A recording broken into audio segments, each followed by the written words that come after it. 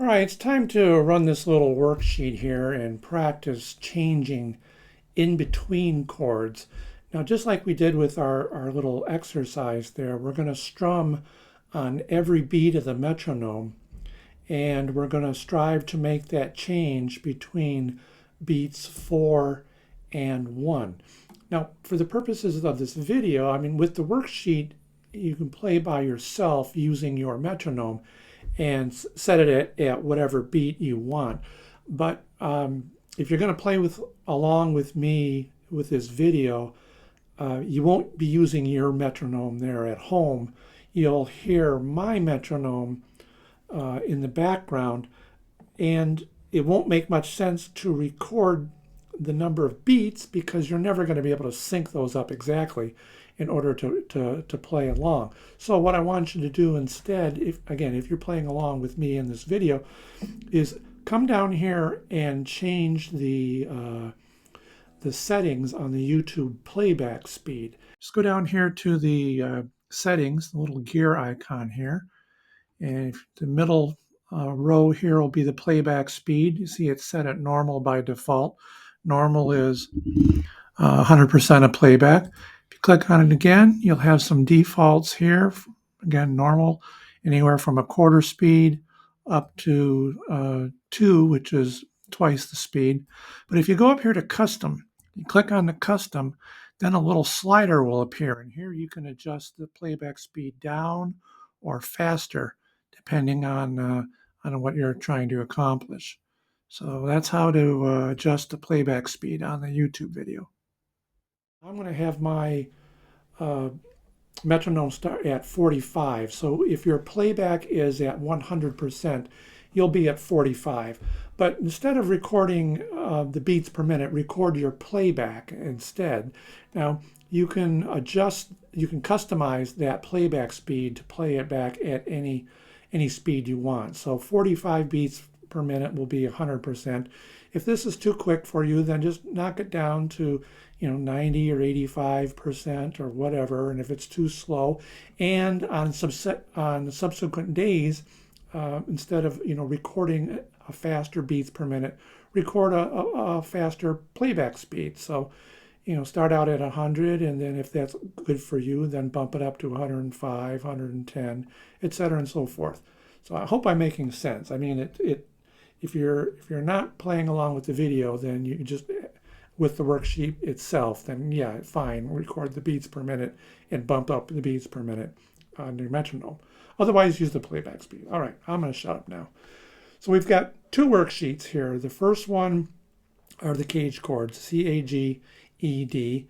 And as you can see there in your worksheet, we're going to start with A, D, E, and then we'll come back to A, and we'll do 1, 2, 3, 4, 5, 6 of these. All right, so I'm going to get my metronome started. Again, it's at 45 beats per minute. Count it in.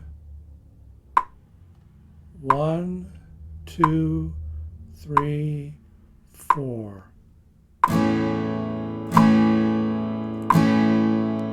Transition to D. E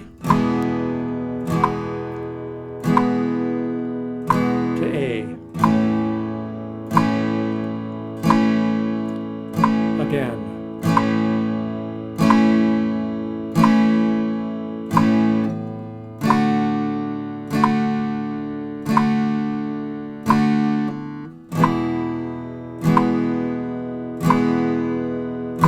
To A. D,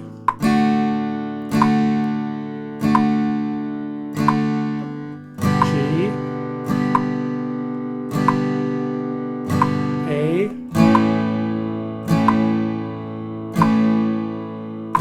to D. Do that again, D, G,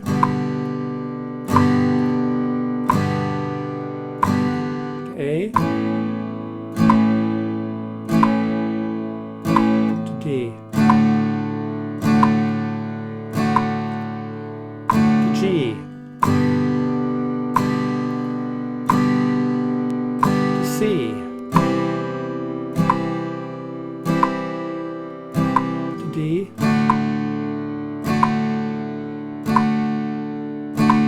G.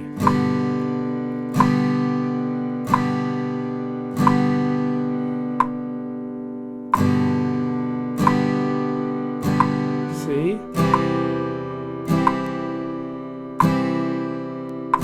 D.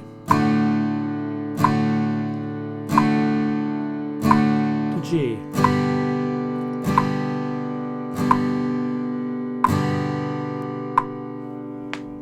Okay, now just run that again, and take a minute, rub your fingers out if you need to, and then run that worksheet again. Now just take that playback speed and just bump it up a little bit. Now if you're set at 100% or 45 beats, and you're still struggling to make a couple of those chord transitions, or not doing it cleanly, then it's fine to just bump it down a little bit. Then go back to 95% or 85%. We're striving here to get nice, clean tones. And if you're not making it in time with the metronome, then you need to back it off. So the whole point of this is to build speed, but we want to do it correctly. All right, so now we're going to try that next chord changing worksheet. This time we're going to bring in the A minor and the E minor. So just like before, you want to find a happy balance there between your beats per minute or your playback speed. All right, so I'm going to start the metronome again, also on 45, and we're going to start with the G. Okay, I'm going to count in 1, 2, 3, 4.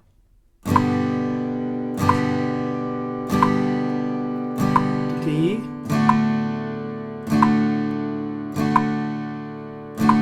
E minor.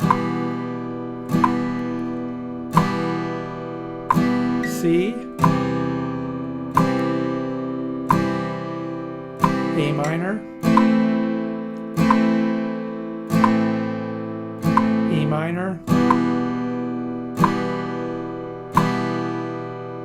A minor. D. C.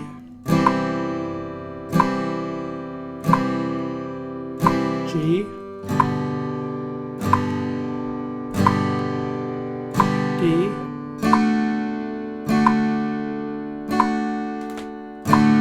E minor. C. E minor. E minor. A minor.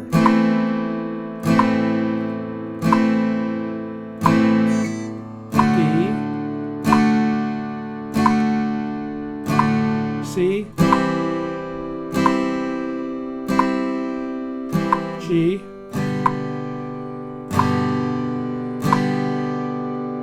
D.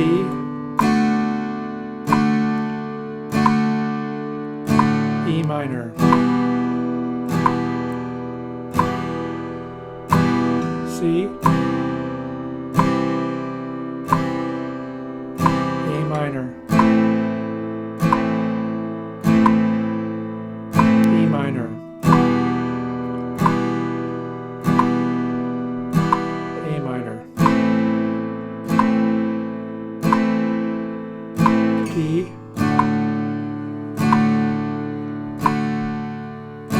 And C.